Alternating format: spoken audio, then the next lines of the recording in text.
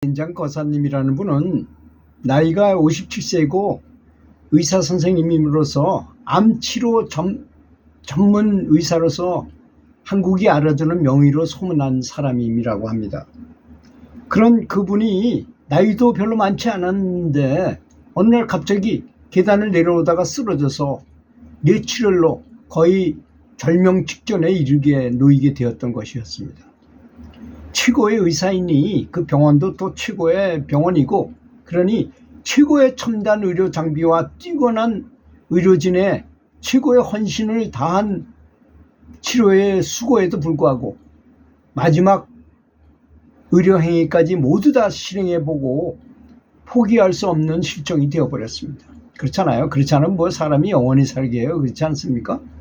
그 소문을 듣게 된 평상시 김 원장이 가장 존경하던 노 스님이 그런 얘기를 듣고 참 보시도 많이 하고 참 절에 열심히 도와주셨던 그 병원장이 쓰러졌다는 말을 들으시고 참 존경하시던 그 노 스님께서 충병의 병원장을 찾아가게 되었습니다.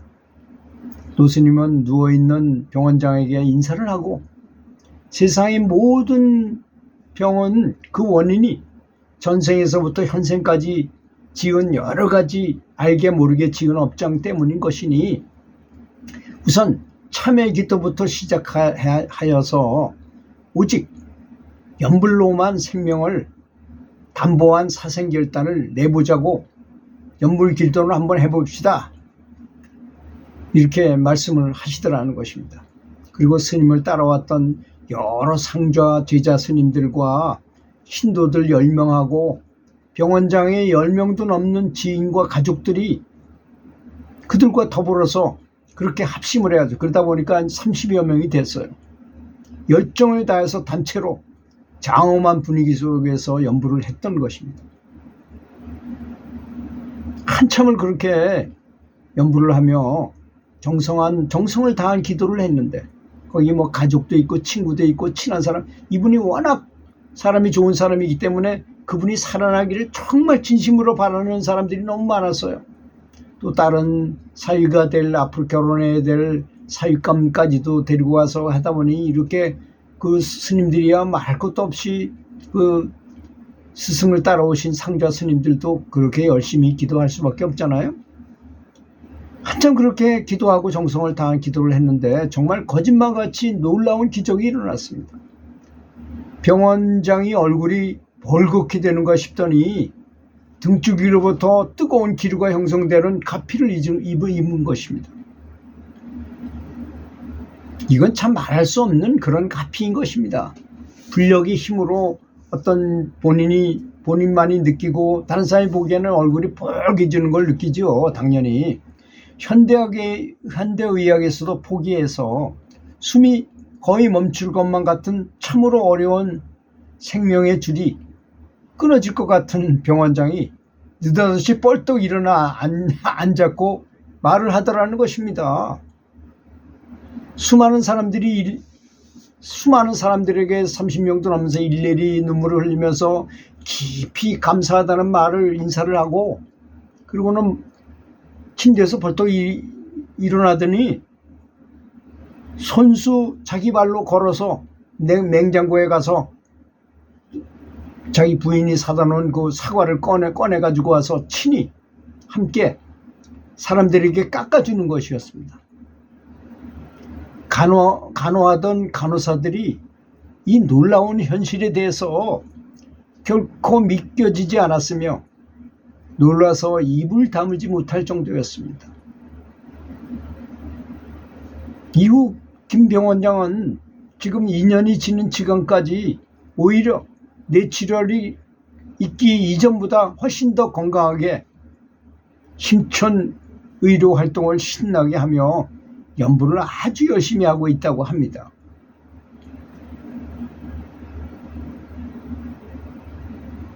내가 만약 병원장의 경우처럼 불치에 중병에 걸렸을 때 그런 위급한 지경에 이르게 된다면 과연 그렇게 생명을 목숨을 걸어놓고 하는 연불 기도를 할 수 있을까 한번 생각해 봐야 될 것이라고 저는 생각합니다. 이분의 그 구조를 한번 생각해 보십시오. 이분이 워낙 아주 신심이 돈독하게 가서 큰 스님도 잘 모시고 했던 그런 공덕으로 인해서 그 노스님께서 직접 병원장을 위해서 상좌 스님들 여럿을 데리고 기도해 주기 위해서 찾아왔던 것도 첫 번째 인연이고, 두 번째 인연은 가족들하고도 사이가 너무나 돈독했기 때문에 부인을 비롯해서 부인 처가 쪽에 친척도 몇 명 오고 이쪽에도 오고 저쪽에도 오고 친구들도 또 정말 친하게 지내던 친구들이 찾아오고, 그래서 30여 명의 사람들이 단체로 간절하게 일심으로 염불을 했을 때 정말 이런 기적이 일어나게 된다는 것입니다. 이분이 여기 받았다는, 불 받았다는 표현을 많이 써요. 기독교에서는 이게 불덩어리가 머릿속으로 확 들어와서 온몸을 관통하듯이 이렇게 지나가면서 불 받았다 해가지고 아주 중병이 다 없어지거나 그런 경우가 많은데, 이건 염불을 하면서 그런 현상을, 그런 가피를 얻게 된 것입니다. 그러니 종교를 초월해서 기도를 한 마음으로 한다는 것, 저는 늘 그런 말씀을 합니다. 감동적인 말이죠.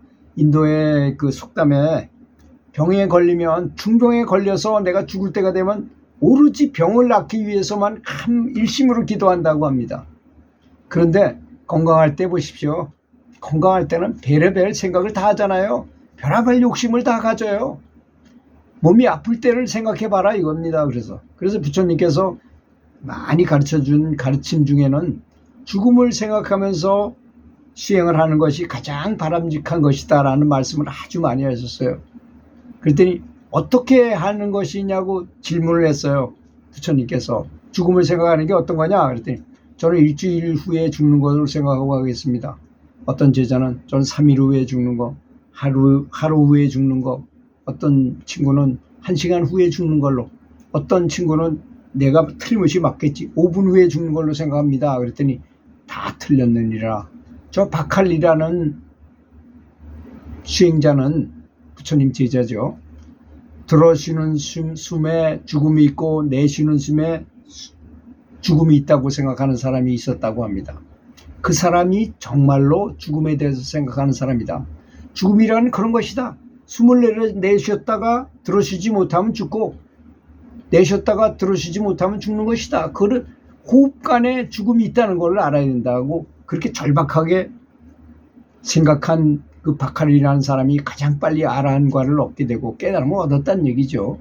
그런 사람이 됐다고 제자들에게 설명을 했다고 합니다. 그러니 우리가 간절한 일심연불을 해야 되는 것이 얼마나 중요한지를 알려주는 내용이었습니다. 들어주셔서 감사합니다.